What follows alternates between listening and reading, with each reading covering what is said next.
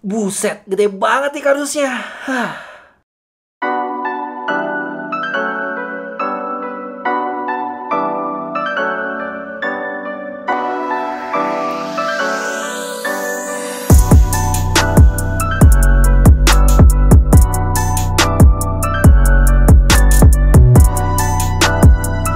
Guys, balik lagi sama Fendi, si Cupu-Cupu. Waduh, makin lama makin terjerembab nih gua ke ekosistemnya Apple, yang mana ada barang baru nih, yaitu M1 iMac 2021. Seberapa canggih, keren, dan sakti komputer desktop si Apple ini? Yaudah, nggak usah pakai lama, langsung aja kita cus ke kontennya.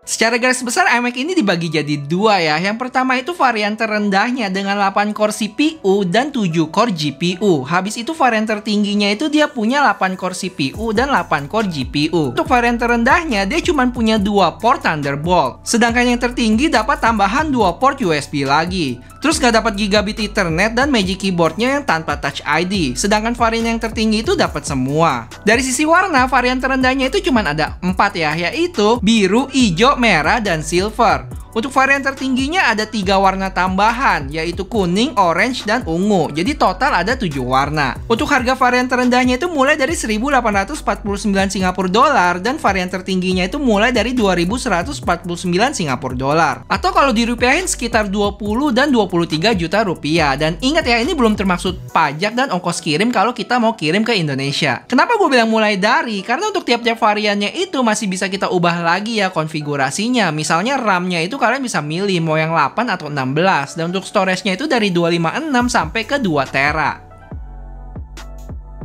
Untuk gambar di box-nya itu merepresentasikan iMac-nya itu sendiri. Bagian depan, belakang, kanan, dan kiri. Untuk atasnya ada tulisan iMac dengan pegangan warna biru muda. Sedangkan di bawahnya adalah informasi tentang iMac-nya. Bukanya juga gampang, seperti biasa, udah disediain nih, tinggal tarik aja di sini. Terus kotaknya tinggal ditarik ke atas aja, dan setelah itu bisa lebarin bagian kanan dan kiri. Ini box sudah kayak Transformer nggak sih? Edan. Habis itu kita langsung disajikan oleh iMac-nya. Dan lanjut ke aksesorisnya dengan tarik bolongan di sana. Pas diintip, wah lumayan rame nih. Ada apa aja? Pertama, paling kelihatan yaitu keyboardnya. Terus, kabel Type-C ke Lightning buat charge mouse dan keyboardnya. Lanjut kepala adapter 143 watt sama kabelnya yang nyambung langsung ke iMac-nya itu sendiri. Lalu di kepala adapternya itu juga ada lubang Ethernet ya. Selain itu ada kabel yang langsung dicolok ke listrik, Magic Mouse, sama kotak kecil yang berisi buku petunjuk dan stiker Apple. Dapat 2 loh, warna biru yang gelap sama yang terang. Habis itu kosong deh, nggak ada apa-apa lagi.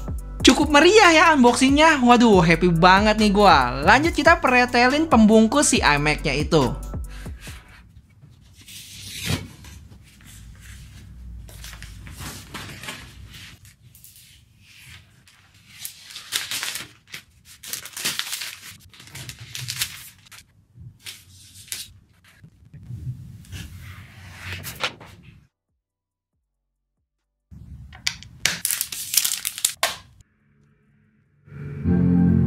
Untuk startupnya sama kayak MacBook, cuman di awal-awal kita disuruh connect nih ke mouse atau keyboardnya dulu buat mulai. Habis itu kayak biasa, masukin bahasa, region, wifi, bikin account, next, daftarin sidik jari, next, dan beres deh. Dan di sini gue coba lakuin benchmark buat Geekbench 5 dan Cinebench R23. Sekaligus dibandingin sama MacBook Pro M1 gue di sini. Impresi pertama gue lihat iMac ini, wah, ini sih iPad raksasa. Serius, mirip banget, cuman bentuknya aja yang lebih gede. Dia itu punya tebal 11,5 mm dengan berat 4,5 kg. Emang sekarang kayaknya produk-produk Apple ini mulai pindah ke desain-desain yang flat gitu ya, mulai dari iPad, iPhone, sampai ke iMac ini. Dan rumornya Apple Watch versi selanjutnya bakal dibikin flat juga loh. Dari sisi depan iMac ini punya bezel putih yang menurut gue cukup berasa tebelnya, tapi belum sampai ngeganggu. Habis itu ada kamera depan plus lampu indikatornya. Di bagian bawah dagunya cukup lebar dengan warna biru muda gitu tanpa logo Apple. Dan dari atas sampai dagunya itu cukup glossy ya karena ada lapisan kaca. Walaupun cukup lebar dagunya, tapi positifnya mungkin bisa kita tempelin sticky notes kali ya buat pengingat gitu.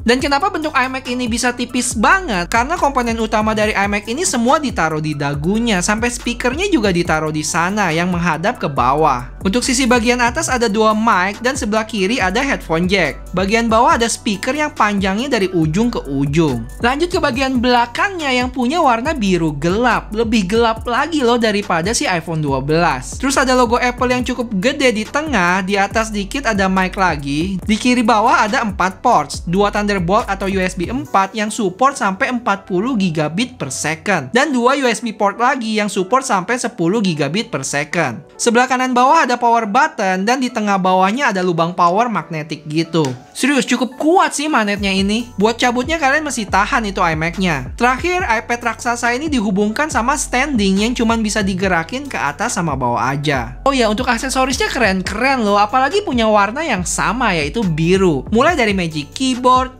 mouse, dan kabel-kabelnya. Untuk kabelnya pun dia yang model kepangan gitu loh, atau dibilang braided. Sebenarnya ada satu aksesoris lagi yaitu Magic Trackpad. Cuma itu kalian mesti tambah lagi 169 Singapura dolar buat dapat mouse dan trackpadnya. Sekarang kita ngomongin spesifikasinya, mulai dari prosesornya yang pakai M1 chip bikinan Apple. Buat kalian yang belum tahu apa itu M1 chip, kalian bisa cek 2 video ini. Di sini gue jelasin kenapa sih M1 ini sangat spesial, terus juga gue kasih tahu plus sama minusnya. Dan sebagai tambahan, prosesor ini punya 8 core CPU, 8 core GPU, dan 16 core Neural Engine. Kecuali yang varian terendahnya itu, dia cuma punya 7 core GPU. Untuk RAM-nya yang tadi gue sebutin, bisa pilih mau 8GB atau 16GB, sedangkan storage-nya itu 256 sampai 2 tera. Untuk ukuran layarnya itu 24 inch, tapi sebenarnya lebih tepat 23,5 inch dengan 4,5K Retina display. Support 1 miliar warna atau 1 billion colors juga. Nah, kamera depannya ini nih yang dapat peningkatan dengan resolusi 1080p dengan M1 Image Signal Processor. Terus dia punya 6 speaker, 3 mic studio quality, Wi-Fi 6, sama Bluetooth 5.0. Ini dia hasil kamera depan dari M1 iMac dengan M1 MacBook Pro gua. Sekalian nanti kita tes mic-nya juga ya, gue ganti-ganti nih ntar antara si iMac sama si MacBook Pro-nya. Dan kalau gue lihat di sini, kayaknya si MacBook Pro ini lebih banyak noise-nya ya dibanding sama iMac nih.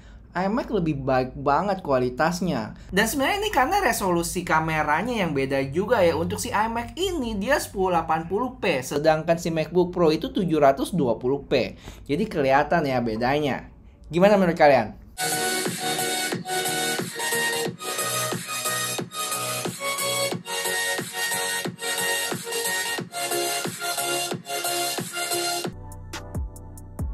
Buat kalian yang pengen jadi orang yang awal-awal pengen ngerasain iMac 2021 ini, jangan cari gua ya, tapi kalian bisa cari igsg.shipshop.